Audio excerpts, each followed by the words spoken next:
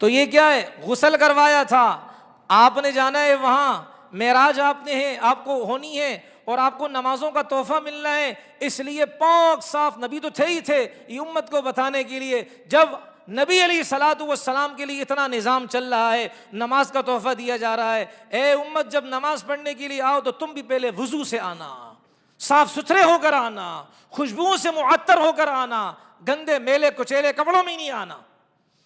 فجر کی نماز میں وہ جوکروں والے کپڑے پہن کے آ جاتے ہیں کب نماز پڑھنے کے لیے، ایسی نماز منہ پر نہیں ماری جائے گی بھائی، ایسے جوکروں والے کپڑے میں اپنے بھائی کی شادی میں شریک ہونا، 1 مہینہ 1.5 مہینہ پہلے کیا ہے، زینب مارکیٹ، زیب النساء مارکیٹ ہے کون سی، وہاں کے چکر لگتے ہیں، بہترین قسم کا جوڑا ہو، پرفیوم جے مارٹ والی، جے ڈوٹ والی وہ پرفیوم لیں، بالکل لیں، ارے نماز بھی تو کوئی چیز ہے بھائی۔ تو خیر رسول اللہ صلی اللہ علیہ وسلم کو 50 نمازیں دی۔ اب آپ علیہ السلام آئے، موسیٰ علیہ السلام سامنے آ گئے، ہاں جی کیا ہوا جی، اللہ نے کیا فرمایا؟ کہ جی 50 نمازیں دی۔ وہ 50 نمازیں میری امت نہیں پڑھتی تھی، 50 نمازیں آپ کی امت کیسے پڑھے گی بھائی؟ واپس جائیں اور اللہ تعالیٰ سے کہیں کہ کم کر دیں، 45 پھر 40 کرتے کرتے 5 بج گئی تھی۔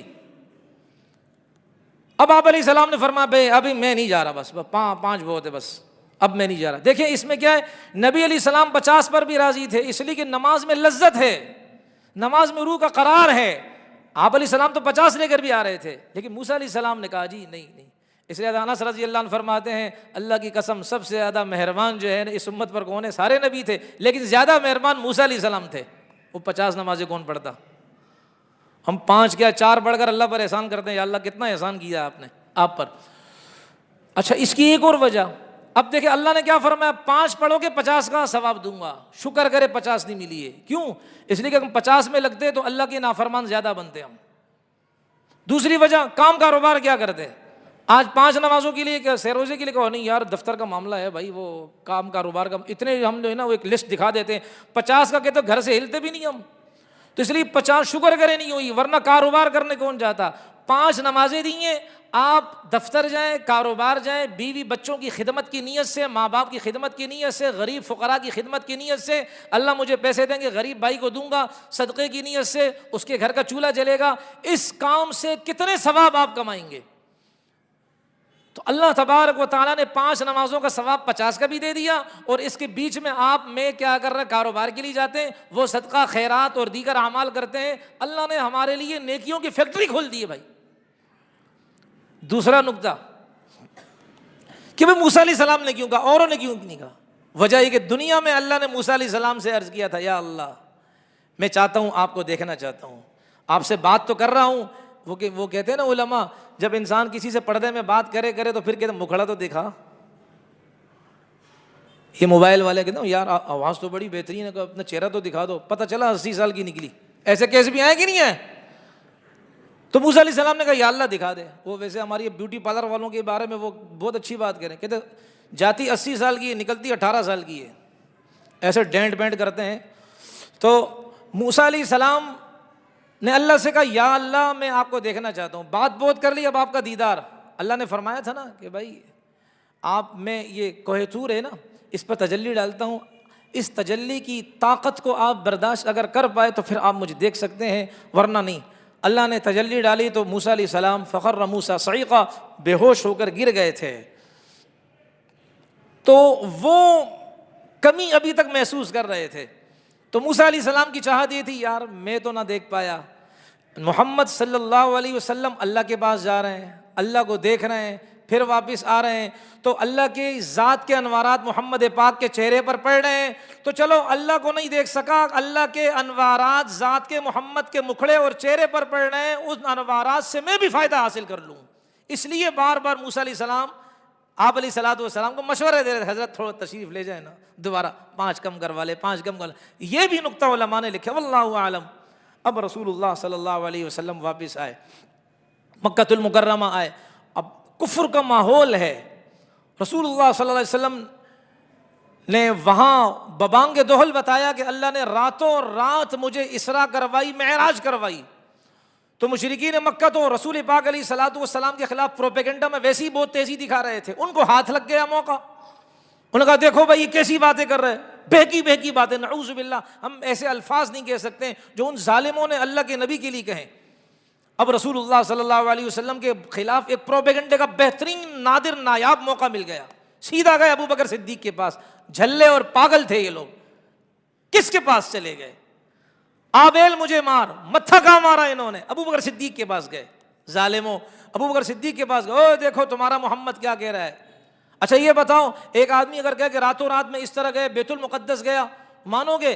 کہنے والا کون ہے؟ کہا محمد صلی اللہ علیہ وسلم۔ کہا یہ تو بہت کم ہے، میں تو اس سے زیادہ پر ایمان لاتا ہوں۔ لمحے میں اللہ تعالیٰ کی طرف سے جبرائیل امین وحی لے کر محمد علیہ السلام کے قلب اطہر پر لاتے، میں تو اس کا اقرار کرتا ہوں۔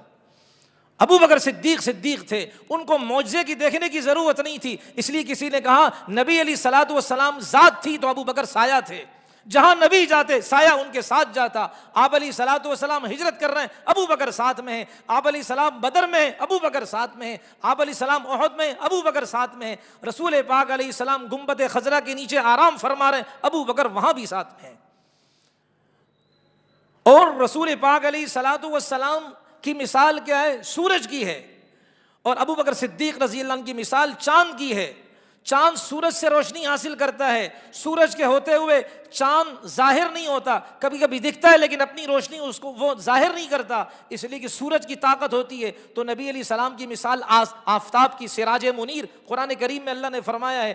تو جب تک آفتاب تھا چاند اپنی روشنی چھپائے ہوئے تھا، جیسے ہی آپ علیہ السلام جو آفتاب تھے دنیا سے پردہ فرما گئے تو سورج کے جانے کے بعد چاند آتا ہے اور چاند کے ارد گرد ستاروں کا حالہ بن جاتا ہے۔ اسی طرح نبی علیہ الصلوۃ والسلام کے بعد ابو بکر آئے، سارے صحابہ نے ابو بکر کے دامن کو تھاما، اور پھر ابو بکر تھے نا۔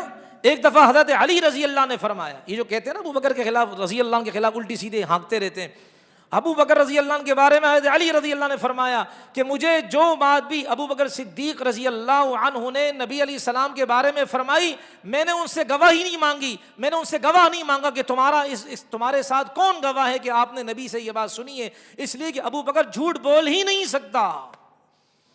حضرت حسین رضی اللہ عنہ کے پوتے امام محمد باقر رحمۃ اللہ علیہ، ایک آدمی آیا اور کہا کہ دیکھو یہ ابو بکر صدیق کہہ رہے ہیں، ابو بکر کو صدیق کہہ رہے ہیں، تو امام محمد باقر رحمۃ اللہ علیہ نے فرمایا نعم الصدیق، نعم الصدیق، نعم الصدیق، 3 دفعہ کہا۔ کیا ہی سچا انسان، کیا ہی سچا انسان۔ اگر کسی نے ابو بکر کو صدیق نہیں کہا، اللہ دنیا اور آخرت میں اس کو جھوٹا قرار دے۔ اور جھوٹے دیکھ لو، ان کی شکلیں دیکھ لو، جو ابو بکر کو صدیق نہیں کہتا ان کے چہرے دیکھ لو کیسے ہیں۔ تو یہ تو اہل بیت کی شہادت ہے ابو بکر صدیق کے بارے میں۔ ابو بکر صدیق رضی اللہ عنہ تصدیق کی، میرے نبی نے جو فرمایا وہ سچ فرمایا۔ اچھا، یہ ان دنوں کی بات ہے، شاہ روم کے پاس نبی علیہ السلام کا خط بھی آیا تھا، بھائی اسلام قبول کر لے۔ تو اس نے پھر اپنے ساتھیوں سے، اہل سلطنت وزراء کو اکٹھا کیا اور کہا کہ دیکھو جان لو، الا تعلمون، کیا تم نہیں جانتے ہو ان بین عیسیٰ و بین الساعۃ نبیا یبشر بہ عیسیٰ، کہ قیامت اور عیسیٰ علیہ السلام کے درمیان ایک نبی آنے والا ہے، اور اس نبی کی بشارت کس نے دی؟ عیسیٰ علیہ السلام کی ہے۔ کیا یہ وہی نبی نہیں جس کی بشارت حضرت عیسیٰ علیہ السلام نے دی ہے؟ تم قبول کیوں نہیں کرتے ہو؟ اور پھر ان کو پتہ چلا کہ بھائی عرب سے کوئی آدمی، عرب کے لوگ بھی آئے ہیں، پتہ چلا کہ اس طرح جو ہے نا وہ اس نبی نے کہا کہ مجھے اسراء ہوئی ہے، مجھے معراج ہوئی ہے، تو انہوں نے کہا کہ بھائی عرب میں سے اگر کوئی ہے، مکے میں سے، تو ان کو لے کر آؤ۔ شاہ روم نے بلایا، ابو سفیان اس وقت تک مسلمان نہیں ہوتے رضی اللہ عنہ، بلایا، نبی علیہ السلام کے بارے میں ساری باتیں پوچھی، جھوٹ نہیں کہا اس نے، اس لیے کہ انہوں نے فرمایا اگر میں جھوٹ بولتا بعد میں واضح ہوتا تو یہ میری بدنامی تھی۔ اس وقت کے زمانے کے کافر بھی جھوٹ سے اتنی پرہیز کرتے تھے۔ لیکن پھر کیا ہے، جب یہ بات کہی، ہاں وہ بات یہ ہوئی کہ بادشاہ نے اس لیے نہیں بلایا تھا اسراء کی خاطر، بلکہ ویسے انہوں نے تحقیق کے لیے کہ وہ نبی آگے کہ نہیں آیا۔